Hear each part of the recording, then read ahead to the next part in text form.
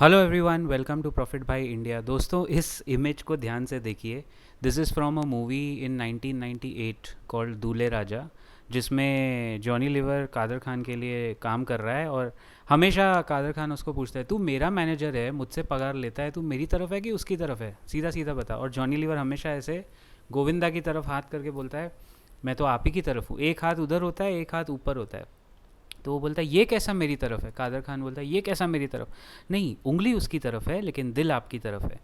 अब ये इमेज छोड़ के आप यहाँ आ जाइए। ये ये देखिए, मुझे समझ में नहीं आ रहा है कि चिचा, हमारे जो ट्रम्प चाचा हैं, जब ये आए थे तो हमारे सरकार के सारे ऑफिसर्स नवंबर में, लास्ट ईयर नवंबर 2024, सब बहुत खुश थे कि वो गाना था ना, यूएस से आया मेरा दोस्त, दोस्त को सलाम करो। सब खुश होके गाना गा रहे हैं, ताली बजा रहे हैं। अब देखना, अब हमारा और डंका होगा, महाशक्ति, what ever that term is. और एक्चुअली मैंने इस पे बहुत गहरा अध्ययन यानी एनालिसिस किया, और मुझे लग रहा है कि ये भाई साहब ने जो हाथ पकड़ा है हमारे प्रधानमंत्री का, देखिए, प्रधानमंत्री से यू कैन अग्री और डिसअग्री, बट जब देश की बात आती है तो we have to be more कि भाई ठीक है, जब ऑपरेशन सिंदूर भी हुआ तो we have to stand by the ruling, जो भी गवर्नमेंट है। इंटरनली हम लोग उनको क्रिटिसाइज़ करते हैं, कर सकते हैं, करना भी चाहिए, दैट्स द, इसी वजह से फिर डेमोक्रेसी चलती है। लेकिन अब ये सब का फ़र्क मेरे आईटी स्टॉक्स पे पड़ रहा है ना। आईटी सेक्टर को समझ नहीं आ रहा है कि बेटा मैं किसकी तरफ हूँ, मैं ऊपर जाऊँ नीचे जाऊँ। और ट्रम्प बहुत शातिर आदमी है। एक तो वो बहुत, मतलब ये लोग पता नहीं क्या खाते पीते हैं, कहाँ क्या करते हैं, सुबह उठ के इसका मन भी बहुत जल्दी बदल जाता है। So because of that, what you have seen in the last 7-8 months of Trump government is total mishap and total chaos over political and business policies. अब वो किसकी तरफ है, क्यों मैं ये बात पूछ रहा हूँ, मैं आपको बताता हूँ। I will come back to my bone of contention here again is our equity markets. India's IT companies are among the worst performing sectors in this year। अभी वो रिकवर हुए हैं थोड़ा, बट एक्सेंचर के जब नतीजे आए थे मार्च क्वार्टर के, और अभी भी, they had given us a snapshot, एक ट्रेलर, कि भाई ऐसे तो मुश्किल हो जाएगा तुम्हारे लिए, क्योंकि यूएस में अगर आईटी में स्पेंडिंग नहीं होगी और टैरिफ लगेंगे तो टैरिफ का डायरेक्ट इम्पैक्ट आईटी पे आए या ना आए, लेकिन इनडायरेक्ट इम्पैक्ट आता है कि वहाँ की कंपनीज खर्चा नहीं करती टेक पे और इनोवेशन पे और बैक एंड पे। तो हमारे टी सी एस, इन्फोसिस, सीधा सीधा इम्पैक्ट होते हैं। इन्फोसिस का फिर भी लोकल मार्केट है और दूसरे मार्केट्स है, बट अगर आप टी सी एस का स्टॉक प्राइस देखो तो वो काफ़ी बुरी तरह पिटता है, इम्पैक्ट होता है वगैरह वगैरह। So this is our concern. Plus ये आदमी और इसके जैसे बहुत सारे वहाँ के सेनेटर्स जो यूएस गवर्नमेंट में हैं, ये लोग धमकी दे रहे हैं। मतलब मैं तो सोचता था कि हमारे प्रधानमंत्री के दोस्त हैं डोनाल्ड ट्रंप, लेकिन ये कैसी दोस्ती है? आपका कोई पक्का दोस्त होगा, वो दोस्त का भाई बंधु या कज़िन होगा, वो ऐसे धमकी देगा क्या आपको? ये आदमी बोल रहा है बेसिकली यूएस का प्रॉब्लम क्या है, इंडिया रशिया से जो ऑयल खरीदता है, cheap oil, that is their problem, bone of contention, कि तुम लोग वो मत करो नहीं तो हम टैरिफ ठोक देंगे 100%। पता नहीं ये भी क्या खा पी के उठते होंगे, बट ऐसे स्टेटमेंट्स की वजह से गाइस देखो, आज सुबह सुबह मार्केट कभी भी हो, कोई भी मॉर्निंग में ये लोग वीकेंड पे कुछ बोल देंगे और बाजार ऊपर नीचे हो जाए। So geopolitics is become like a fifth avenue और अ फिफ्थ क्राइटेरिया, जिसको समझना और टैकल करना बहुत ज़रूरी हो गया है पोस्ट द ट्रम्प 2024 ईरा। क्योंकि पॉलिसीज़ में स्टैंडर्डाइजेशन हो तो बाज़ार को वो बहुत पसंद है। अगर पॉलिसी फ्रेमवर्क उबड़ खाबड़ है तो वो नहीं चलेगा। और ये आदमी ने इंडिया के साथ चाइना को भी धमकी दी, Brazil, India, China and Brazil, which are the highest takers of the Russian oil, कि we will crush your economy, सीधा ओपनली। भाई फॉरेन पॉलिसी और मिस्टर एस जयशंकर की हम जितनी तारीफ़ करते हैं वो इसलिए थोड़ी करते हैं कि एक दिन वहाँ का सेनेटर उठ के, ये तो कुछ ज़्यादा ही हो गया ना, धमकी हो गई। And this was on 3rd April, where T C S, Coforge, Infosys सब धड़ाधड़ नीचे गिरे ट्रम्प के टैरिफ का जो 2 अप्रैल का डेडलाइन था उसके बाद। सो सी, माई पॉइंट इज़, जब तक इस पॉइंट पे क्लैरिटी नहीं आएगी ना, हमारा आईटी सेक्टर तो आप जाने दो, मतलब जाने दो, यानी सेक्टर बाय सेक्टर वो चलेगा। और शायद अभी ट्रम्प के टैरिफ का थ्रेट इतना नहीं है बाज़ार पे, मैं ये पॉइंट रिपीट कर रहा हूँ, शायद अब मार्केट इस बात से उतना ना डरे।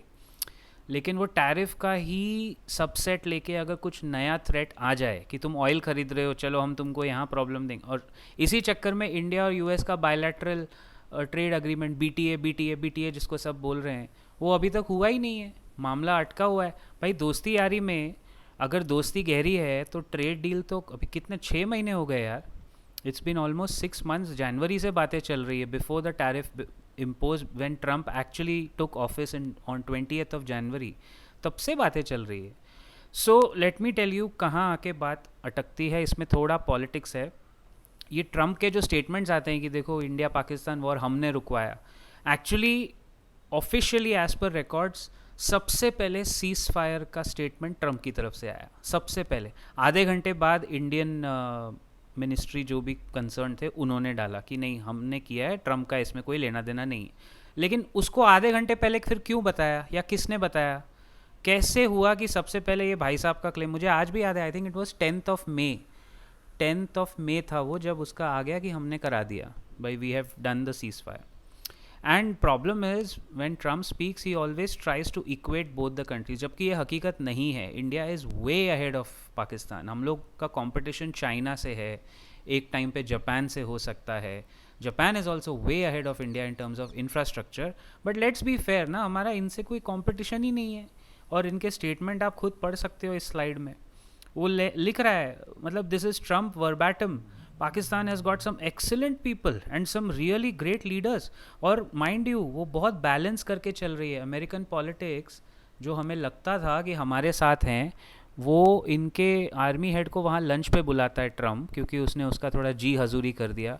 बेसिकली पाकिस्तान ने बोल दिया कि ट्रम्प को नोबेल पीस प्राइज़ मिलना चाहिए, ब्ला ब्ला ब्ला ब्ला, तो वो उसको अच्छा लगा, मुगाम्बो खुश हो गया, मुगाम्बो ने बुला लिया, आ जाओ।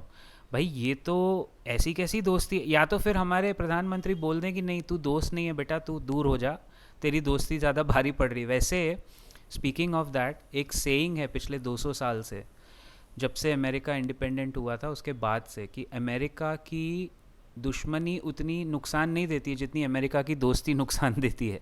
आई think India and Indian foreign policy is getting a test of exactly those wise words. I don't know किसने वो बात की थी, बट किसी ने तो वो बात बोली थी। Then next point, Trump's public assertion of India offering zero tariffs. यार ये भी देखो ना, ये 15 मई को उन्होंने दोहा में एक मीटिंग में कहा, डोनाल्ड ट्रंप ने, it is very hard to sell in India and they are offering us a deal we basically they are willing to literally charge us zero tariff. अब आप मुझे बताइए दोस्तों, जिस देश में आप इंश्योरेंस यानी मेडिक्लेम पे 18% जीएसटी भरते हो, जिस देश में, जहाँ टेस्ला की गाड़ी 27 लाख वाली आपको डबल 55 लाख में मिल रही है, क्या इंडिया ज़ीरो टैरिफ यूएस में अग्री करेगा? ये क्या मतलब pressure, these are pressure tactics, but this is not expected of a friend, right? तो निगोशिएटिंग पोजीशन के लिए ये कर रहे हैं, और आई थिंक ईगो बैटल में हमारी ट्रेड डील फंस गई। अब ट्रेड डील फंस गई है तो आप सोचो उन स्टॉक्स का जो नॉन आईटी हैं, जो यूएस में एक्सपोर्ट्स करते हैं, जैसे अवंती फीड्स है, एक एग्जांपल ले रहा हूँ, इस वीडियो में कोई भी stock mentioned is not a buying और सेलिंग रिकमेंडेशन। अवंती फीड्स सबसे ज़्यादा एक्सपोर्ट करती है प्रॉन्स, श्रिम्प यूएस में जाता है। अब वो लोग बेचारे बैठे रहेंगे कि तुम्हारा ट्रेड डील नहीं हो रहा है यार, हम लोग के ऊपर कितना तुम ठोकोगे टैरिफ, ज़रा बता दो। वो बैठे रहो, तुम लोग बैठे रहो, इधर कुछ फैसला नहीं हो रहा है, क्योंकि मोदी जी के फ्रेंड जो हैं वो बहुत बिजी हैं, अकड़ू हैं। वो बताए वो इंडिया में कैसे अंकल चाचा बुरा मान के बैठ जाते हैं, फूफा जी, वैसे बिहेव कर रहा है ये आदमी।